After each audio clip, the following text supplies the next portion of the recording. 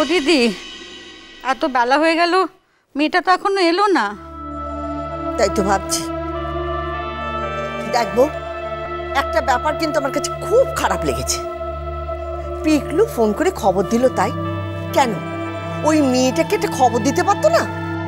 কি জানি দিদি, আমার কি মনে হয় জানো, মেয়েটা নিশ্চয়ই ফোনে চেষ্টা করেছিল, লাইন পায়নি। ওমা, পিকলু তো পেলো, আর তখনও তো ওই মেয়েটা। আচ্ছা, অত রাতে কি করে ফোন করবে বলো তো? তাছাড়া আমরা ততক্ষণে তো খবর পেয়ে গেছি। কি কথা, আজ সকালে তো একটা ফোন করতে পারতো, নাকি দিন রাত শুধু ফোনটাই খারাপ? ওদিকে ঠাকুরপো সারা রাত চোখের পাতা এক করেনি, আজ সকালেও তো না খেয়ে দিয়ে চেম্বারে চলে গেল। দিদি, তুমি এমন করে কথা বলছো যেন মনে হচ্ছে ওই বাড়ি বউ হয়েই গেছে।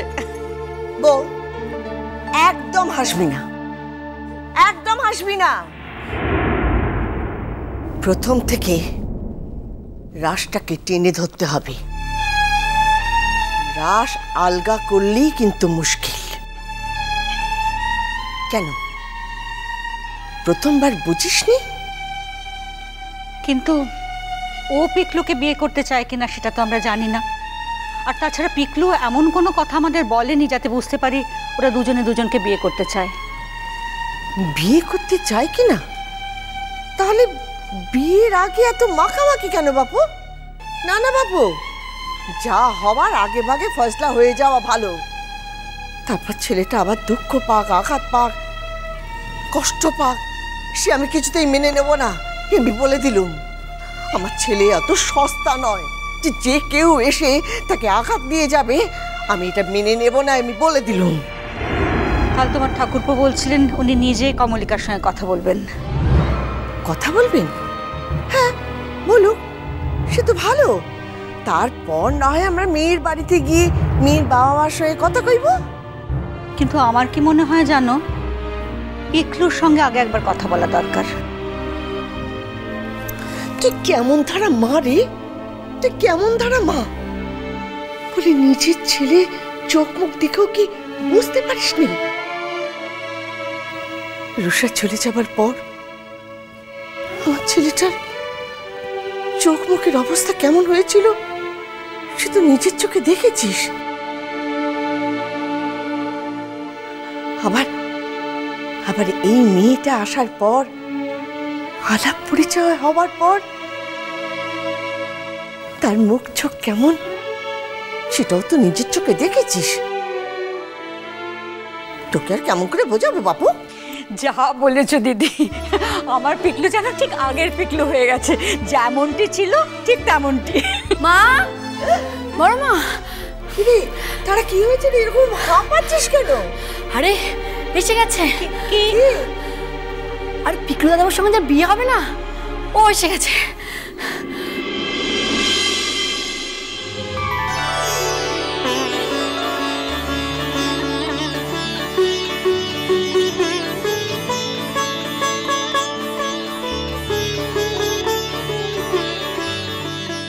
যাও, এই চায়ের জলটা চাপিয়ে দাও। বাবা, তুমি এসে গেছো, বাঁচিয়েছো। তোমার চিন্তায় চিন্তায় তো নাওয়া খাওয়া ছেড়ে দিয়ে একেবারে শয্যা নিতে বসেছিলাম। ভাগ্যিস কাল রাতে পিকলু ফোন করে জানালো, তা না হলে। Sorry aunty, I am very sorry. আসলে আমার না আর কোনো উপায় ছিল না। আরে উপায় ছিল না? আমি জানি তো যে তোমার উপায় থাকলে তুমি কি একটা ফোন করে আমাদের খবর দিতে না? নিশ্চয়ই একটা ফোন করতে।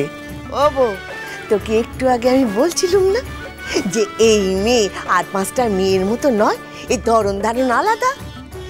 মা দিদি, কি বলছো? তুমি তো একটু আগে অন্য কথা বললে। না না, আমি তো এই কথাই বলছিলাম। আরে বাবা, তুই বুঝতে পারিস নি। আসলে সকালবেলা যখন সিগন্যালটা পেলাম তখন ব্যাটারির অবস্থা এতই শোচনীয় ছিল যে তখন আর কথা বলা যেত না। কোনো বিপদ আপদ হয়নি তো মা? বিপদ আপদ তো পথ চলতে গেলে হতেই পারে, সেই সব কিছুকে কাটিয়ে পথ খুঁজে নেওয়াটাই তো। আমি তো সাবধানেই ফিরে এসেছি। মা, দেখেছিস বউ? দেখ দেখ কি সুন্দর কথার বাঁধনি। হবে নেই বা কেন? কলেজে পড়ায় বলে কথা। ও তো আর আমার মতন বন্ডমুখ্য নয় না। কমলিকা, তুমি একটু বসো, তারপর হাত মুখ ধুয়ে ফ্রেশ হয়ে নাও। হ্যাঁ হ্যাঁ, নিচ্ছি। আচ্ছা, আঙ্কেল এখনো ফেরেননি? ফিরবেন, একটু পরেই ফিরবেন। ও বউ, হ্যাঁ, ওকে বলবি না? বল। কি বলবো দিদি, কোন কথা? এই হচ্ছে তোকে নিয়ে মুশকিল। আসল কথাটা বেমালুম ভুলে বসে রইলি, আবল তাবল বকে যাচ্ছিস। হেসু না মা, এটা মোটেও হাসির কথা নয়। এরকম ঢিলে ঢালা ব্যাপার না আমি মোটেও পছন্দ করি না। যাকে যাক, যেটা বলছিলাম, ওরে বাবা, ঠাকুরপো যে ওর সঙ্গে কথা বলবে বলেছে, সেটা ওকে বল। ও হ্যাঁ বলবো, কিন্তু এখন তো আছে, পরে বলবো। তাও বল না। কমলিকা, তোমার আঙ্কেল বোধহয় আজকে তোমার সঙ্গে একটু কথা বলতে চান। ও তাই? বোধহয় নয়, বলবে। ও আচ্ছা, কি ব্যাপারে সেটা কি আপনারা জানেন? এই মেয়ে, এসব আপনি আগে ছাড় তো বাবু, কেমন যেন পর পর শোনায়। আস্তে আস্তে হয়ে যাবে। এই, এটাই হচ্ছে 100 কথার এক কথা। আস্তে আস্তে থাকতে থাকতে হয়ে যাবে। কিন্তু আঙ্কেল কি ব্যাপারে আমার সঙ্গে কথা বলবেন সেটা? তুমি তো খুব বুদ্ধিমতী মেয়ে কমলিকা। তোমার সঙ্গে আমরা কি ব্যাপারে কথা বলতে চাইছি নিশ্চয়ই বুঝতে পারছো।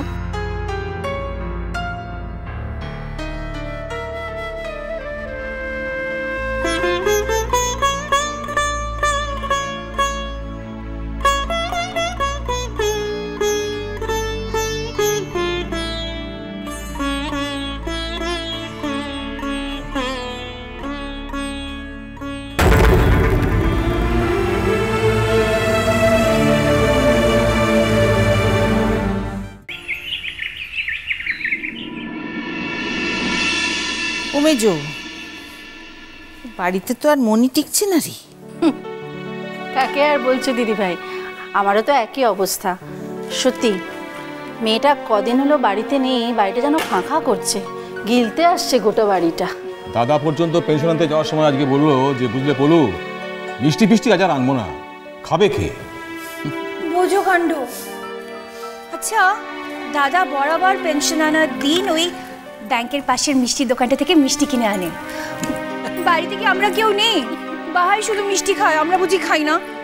দাদা আসুক আমি বলবো। সে তুই যাই বল ছোট, আমার তো কদিন ধরে ভালো ভালো রান্না বান্না কিছু করতেই ইচ্ছে করছে না। আরে তারিফ করার লোক কই বলতো? একটু যদি অন্যরকম কিছু রেঁধেছি, অমনি একবারে হই চই করে বড় মা, এইটা তুই যা রাঁধেছিস এইরকম তো দুনিয়ার কেউ পারবে একলাই। তা অনেকদিন তো হলো, মহারানী ফিরছেন কবে? বাড়িতে এত টেকা যাচ্ছে না, জীবন থেকে যেন সব এনার্জি বিদায় নিয়েছে। স্বীকার করছো তাহলে? হ্যাঁ করছি। তা বলে যেন এসব কথা মহারানীকে বলতে যেও না, শুনলেই পায়ে ভারী হয়ে যাবে, মাটিতে পাই পড়বে না একেবারে। একে তো মুখে কোনো লাগাম নেই, তার উপরে আমি এসব বলেছি শুনলে সে যে কি বলবে কি করবে তার। কেন বৌদি, একটা কথা হয় বলি, জীবনে কোনোদিন শ্বশুরের সম্মান পেলাম না আজ অব্দি। আচ্ছা মেজদা, একটা কথা বলুন তো আমাকে, বাহা যদি আমাদের সেই শান্ত শিষ্ট লক্ষ্মী বউটি হতো তাহলে ভাল লাগতো? সত্যি করে বলবেন কিন্তু একদম। এই দেখ, দেখলি মুখে কথা নেই, উত্তর দেবে কি? আসল কথা জিজ্ঞেস করে একেবারে জব্দ করে দিয়েছে। কি বলেছে শুনেছিস তো? সে বলেছে বাহা এবার ফিরলে সে নাকি তার সাথে আর কথাই বলবে না। ওমা, সে কি গো, কেন? না, যথার্থ কোনো কারণ তো নেই, ওই তো ভাল লাগছে না তো আর বাড়িতে নিয়ে এটা সেটা বলছে, আর সব দোষ ওই বাহার, সব দোষ বাহার। তা দয়া করে কবে আসা হচ্ছে সেই খোঁজটা নিয়েছো কেউ? আরে খোঁজ নেবো কি, অর্ধেক সময় তো লাইন পাওয়াই যায় না, যখনই ফোন করি কক করে লাইনটা কেটেই যায়। না না, আমি দু একবার পেয়েছি ওকে, কিন্তু তখন তো তিনি ল্যাজে খেলান। লেজে খেলেন মানে? আরে সেদিন তো বললো, আরে আরে ওই যে পরবের দিন ফোন করেছিলাম না, তখন বললো দেখি কবে যাই, মা তোর কাছকে এসেছি, মাস্টো না পুরাইলে মা কি আর যেতে দিবে। মিষ্টি কুটুম মিষ্টি কুটুম মিষ্টি কুটুম।